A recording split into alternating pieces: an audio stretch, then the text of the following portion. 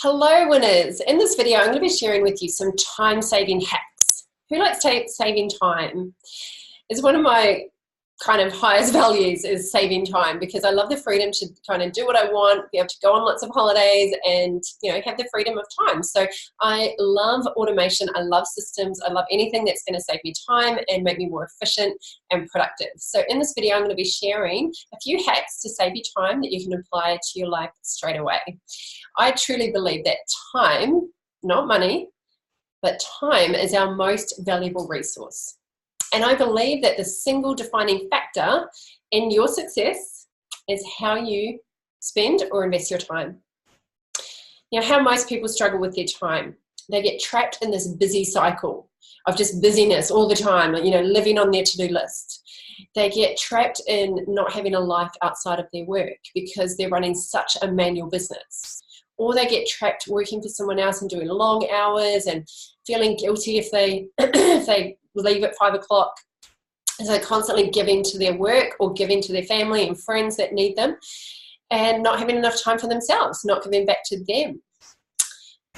A lot of people also confuse movement with productivity. Just because they're doing things and having a full day working doesn't mean that we're productive, right? It means that we've done a lot of stuff, but is that the most important stuff?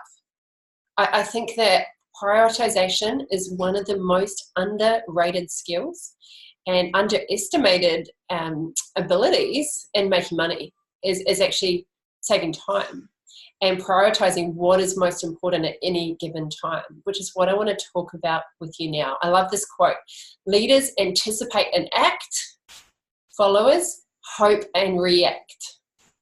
So leaders, they anticipate what's going to come up and they act. They put things in their calendar and they stick to it, non-negotiable. And that's why a lot of leaders have high self-image, because they're not letting themselves down all the time.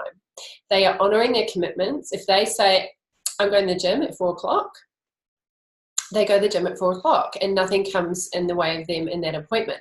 If they've put a holiday in their diary, they go on that holiday, regardless of what else comes up, because they know that that's important to them. Prioritization. So a few tips for you. So the first thing is a few guidelines. Only do high value tasks in the morning. Only do high value tasks in the morning, because we all know what it's like. If we're like, I'll wait till lunchtime and then I'll wait till I have a coffee and then I'll just clean the house and I'll just do the washing, and the most high value tasks don't get done. And willpower saps as the day goes on, right? So if we're making a lot of decisions throughout the day, our willpower gets lower and lower and diminishes. So our decision-making muscle, it gets fatigued. So when we wake up, we have a freshness. I'm personally not really a morning person, but give myself some time and some energy, and I do my morning rituals.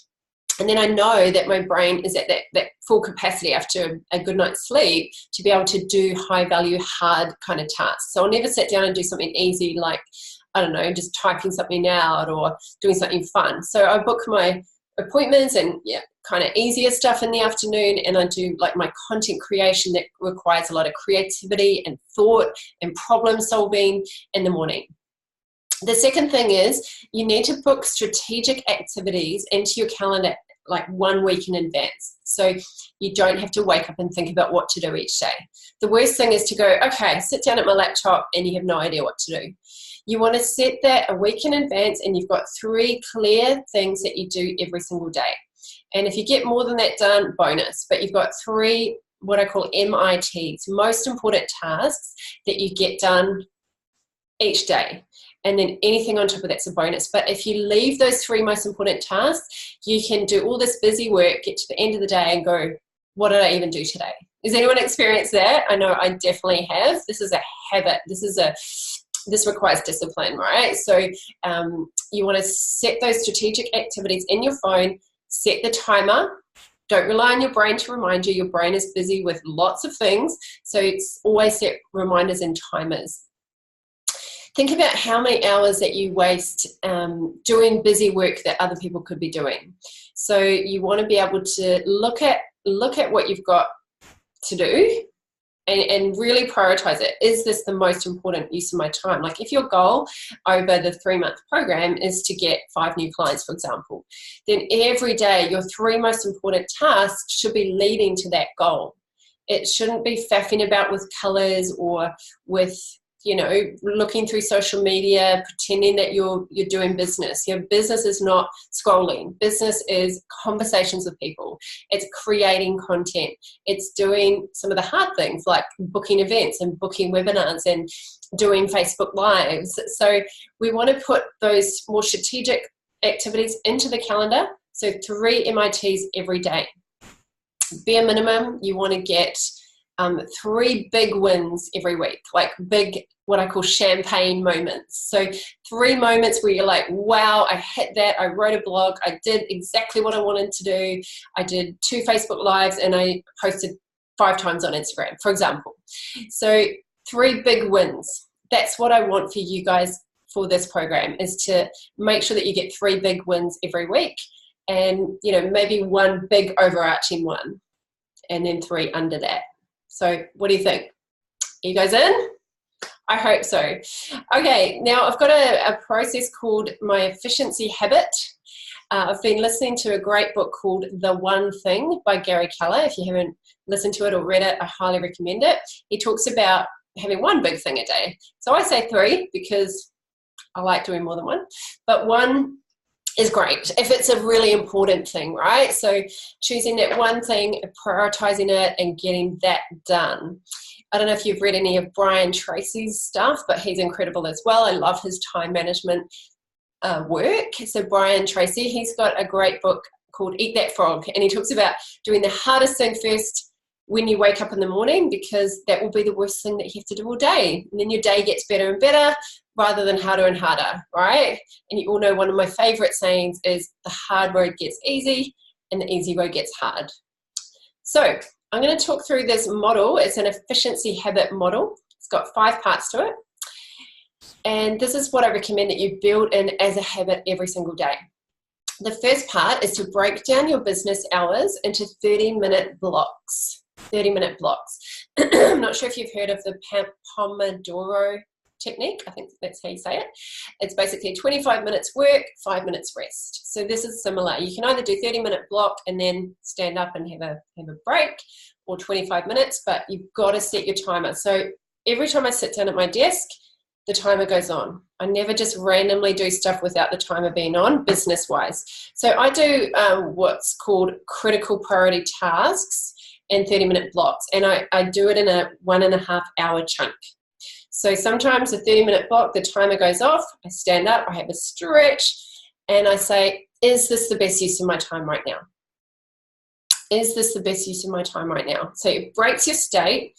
You know when you go on that rabbit hole on the internet and you've got all these tabs open, all these Word or Google Docs open, and you're like, how did I end up here? That happens to me all the time. So if I don't set my timer, that happens to me all the time and I waste time. So I do a morning ritual, and then from 9 a.m. I set my timer to go off 30 minutes. From 9 till 10:30, I aim to do 1 big important thing, and I call it my critical priority task. And I aim to do that in that 90 minutes. So I'm not focusing on activity, I'm focusing on what I accomplished. So by the end of that 90 minutes, I want to have a Facebook Live planned and delivered, or I want to have a blog post written, edited, and ready to post. So it's what you've accomplished, not just activity, right? You get the difference, right? So 90 minutes block, but broken up into 30 minutes. I have a break. I usually have some water, maybe go outside, go up to the roof, get some fresh air, sometimes have a drink or some food, and then I do critical priority task 2. So throughout the day, I've got these critical priority tasks chunked in. I stop at 4 o'clock, I go to the gym, usually 4 o'clock, and then I do a couple of other chunks at night, but those are easier chunks. So I usually do things, I plan my day so that, you know, all the hard problem solving or content creation stuff is done in the morning. So it's really important that you set a timer, that you don't move on to anything else until you finish that critical, most important activity. So 5 steps. You break down your business hours into 30-minute blocks. You focus on 1 critical priority in that time. You don't focus on activity, you focus on what you accomplished, what you got done, what result you got. You don't move on to anything else until you finish that activity. And the last one is you make sure that you set the timer and you stop every 30 minutes. Even if you're not finished, it's really hard to do. The alarm goes off and you just want to flick it off, but you discipline yourself to react to what you have set, what your higher self has set. Okay? So you stand up, you break your state, and I actually say aloud, is this the best use of my time right now? And if it's not, I check in and I change it. And sometimes I just close everything down or shut my laptop. So I hope that's really helped, and I hope that you apply it, and let me know how it goes for you. I look forward to hearing how you apply this efficiency habit model and how you use some of these time-saving hacks.